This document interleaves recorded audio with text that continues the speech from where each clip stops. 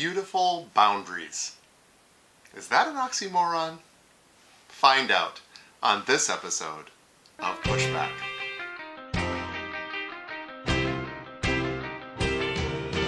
Go, go, go, Johnny, go, go. Go, Johnny, go, go. Go, Johnny, go, go. If you're concerned about the direction our culture is heading, then maybe it's time to push back. Hello and welcome to episode 4 of Pushback. Beautiful boundaries.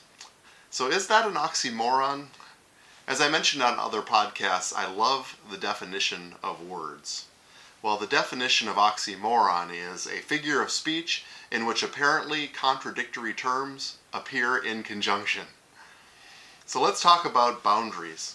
You know, we're told by our culture that boundaries are constricting and limiting, and that we should live in a boundary-less society or life.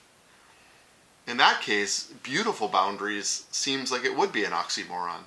But make no mistake about it. We choose to live within boundaries all the time. We don't get to live doing anything we want to do. We as a society have actually set boundaries that define our country and even our citizenship.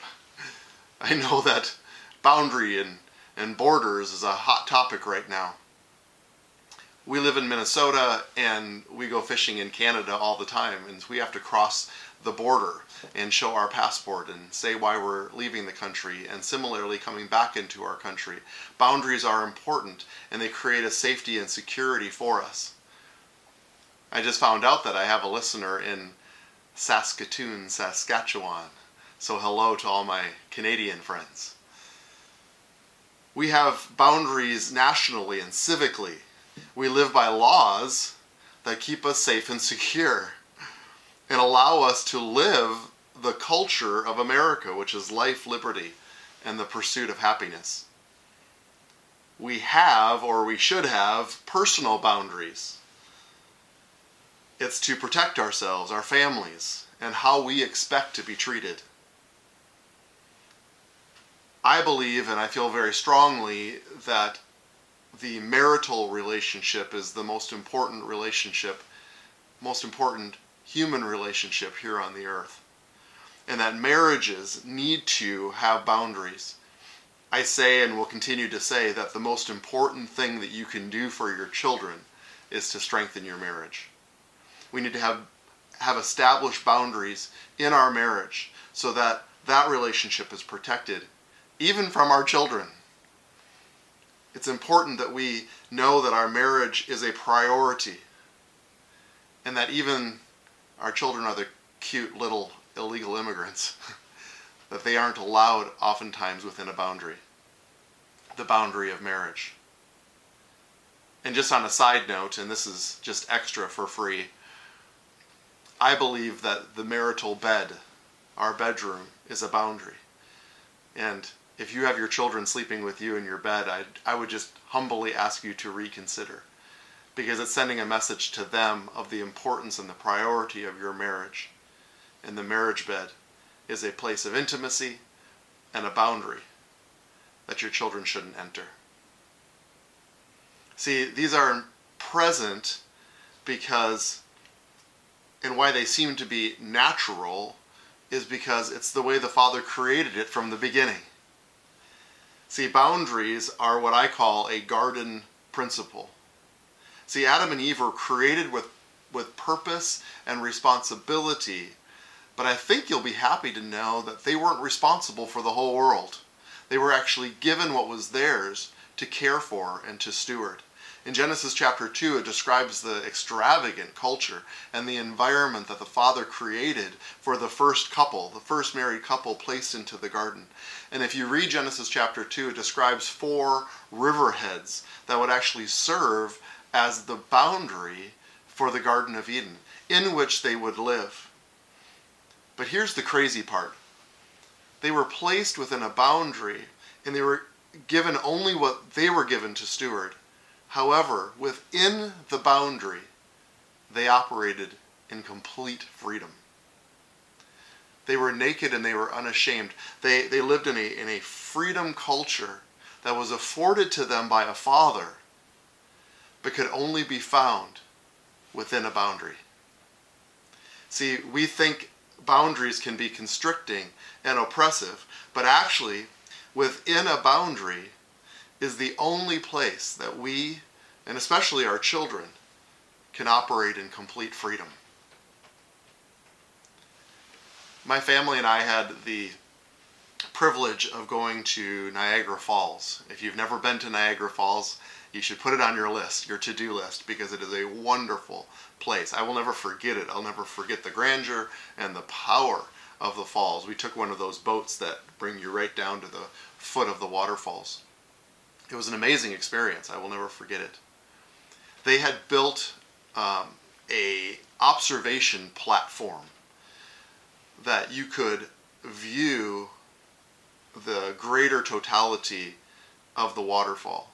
And this huge concrete platform was built out over the ravine, and you could go out onto the platform and get a much better view of the waterfall.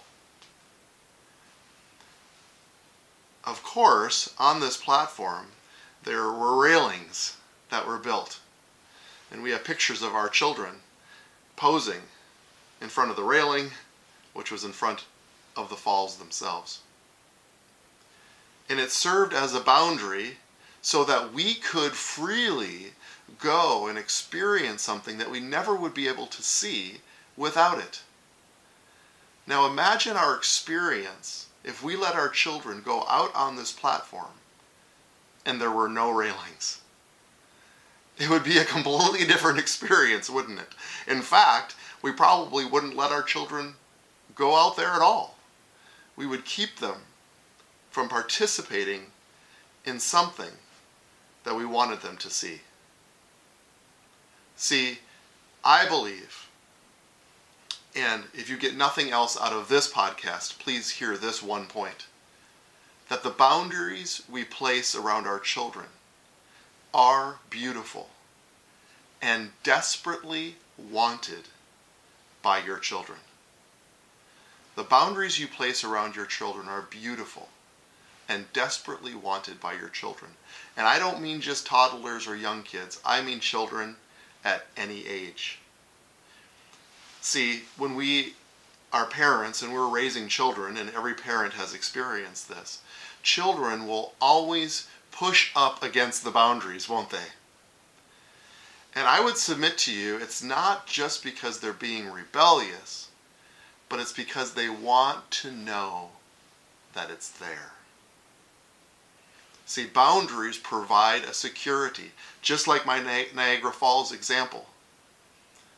We as parents would go up to that railing and make sure it's secure. It's for security. And because it's for security, and because they're beautiful, and because they're important, and because they're desired by our children, they need to be clearly communicated, unified between the parents, intentional, and consistent. See, when we establish boundaries for our children and they're movable and they're variable, it actually creates anxiety. It's the opposite of security.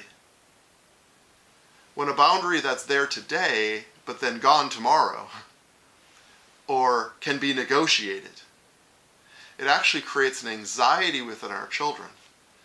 It creates an anxiety with us. This is true for any age. In fact, boundary living is a lifelong experience. As I mentioned before, I'm a medical physician, and in my family medicine practice and in my emergency medicine practice, most of what I do, I would say even 70% of my practice, is reassurance.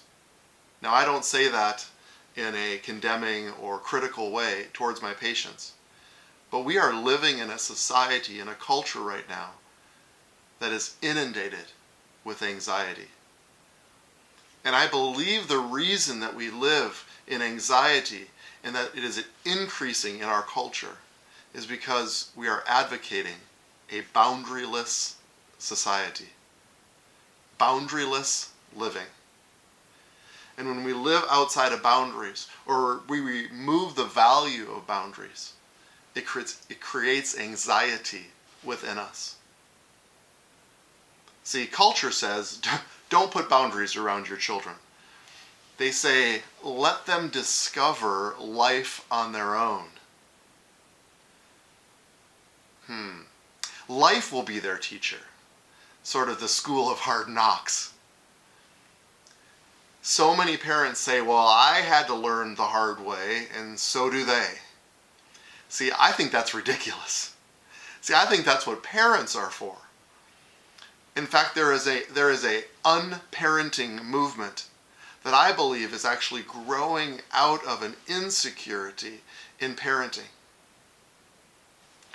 See, life being their teacher is often referred to as consequence-based parenting.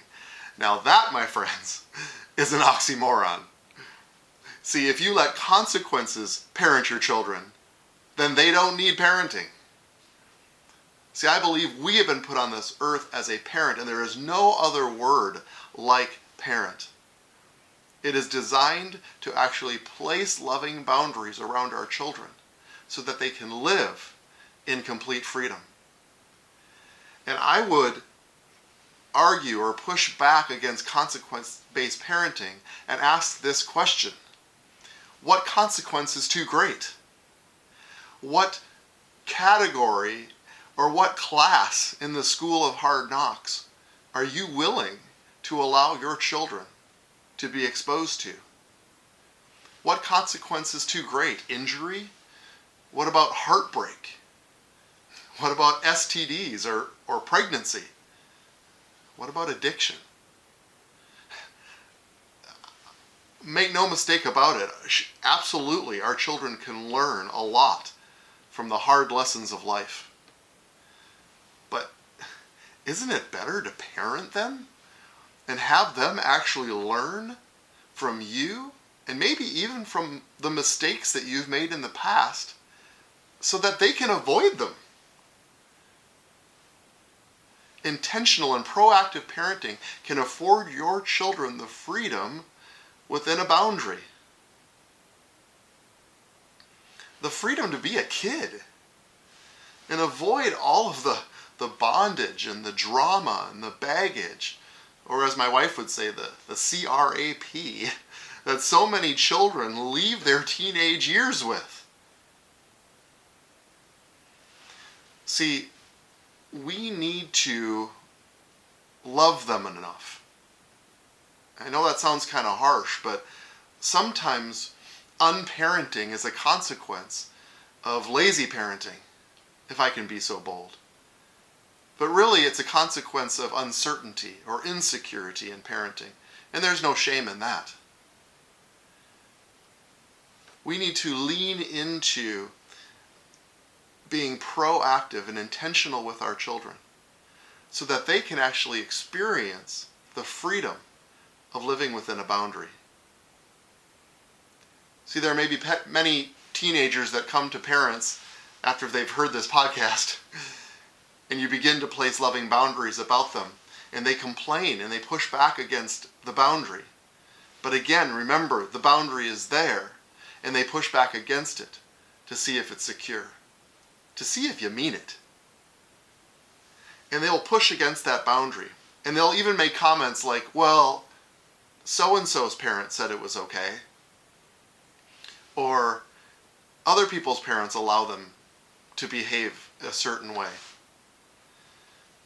Well, my response to that is, well, their parents don't love you as much as I do.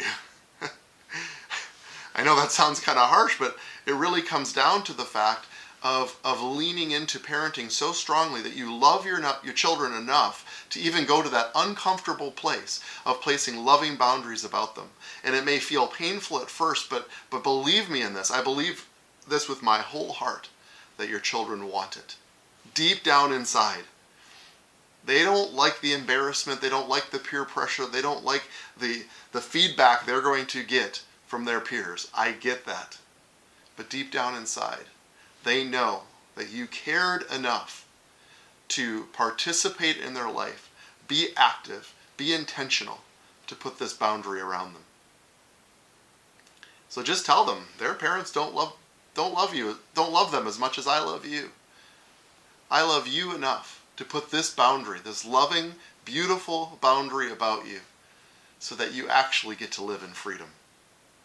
It gives you the language to speak to your children. Have your teenagers listen to this podcast so they know your perspective, where you're coming from, if you agree with me. Now, am I advocating in being an overbearing, overprotective, helicopter type parent where you're hovering over your children? For those of you who have ever seen Tangled, it is my favorite animated movie of all time, by the way. So if you haven't seen that, you can put that on your to-do list as well. But there's Mother Gothel, right? Mother Gothel keeps Rapunzel locked up in her castle because of secondary gain, and she implements fear over her child to never leave. No, I'm not advocating fear-based parenting. And one thing you'll hear from me as we go forward very often in these podcasts, that I refuse to let the extremes and the abuses of the Father's higher ways change or manipulate his ways. Yes, there will always be parents that take this too far. There will always be parents that lock their children in the castle. But that's not what I'm advocating. Because remember, the goal isn't incarceration, it's freedom. And it's only found within a boundary. Now, you may say, Dr. Johnny, I have set boundaries around my children, but I've lost containment. And they consistently live without the boundaries that I've placed. Well, my response is that it may be time to tighten the boundary. See, oftentimes when there's pushback against the boundary, we actually look to back off or increase the boundary. When actually, if a child is acting out or living outside the boundary, again, what they're looking for is to make sure that the boundary is secure. It's time to tighten down the boundary, make it more secure, so that they feel loved, safe, and secure, and protected by their parent. It's not easy. It requires a lot of intentionality and a lot of conversation with your child on why you are doing it. If we don't communicate the why, then it feels like incarceration. When we communicate the why and we establish the loving boundary, it actually creates freedom. Now you may also say, Dr. Johnny, I haven't raised my children with boundaries. What do I do now? And my answer is, you gotta start sometime. It's the extreme demonstration of your love for them. And it may require an awkward conversation where you sit them down and say, I understand that I've let you live outside of a boundary, or with no boundary at all. But today things need to change. I love you enough, and I have revelation for you and experience to teach you. Because of that, I love you enough to put these boundaries around you. Not because I'm mad at you, not because I want to punish you, but because I love you. Boundaries are beautiful, and they're loving. There's no better time than today to establish clear, communicated boundaries around your children, around your marriage, around our lives and relationships. They're beautiful and they're powerful. If you're interested in learning more about parenting and boundaries, I invite you to visit our website, gofam.org. That's gofam.org. Click on the GoFam courses link and it will bring you to the courses that we offer. One of them is called Value the Voice Parenting Course. It's where we train and teach our voice-based parenting culture. I believe it'll be transformational in your home and also offer you real practical everyday advice as we train and move forward in raising our children. Remember, the goal isn't incarceration. The goal is freedom, which is only found within a boundary. So now let's go together and set and shape the culture.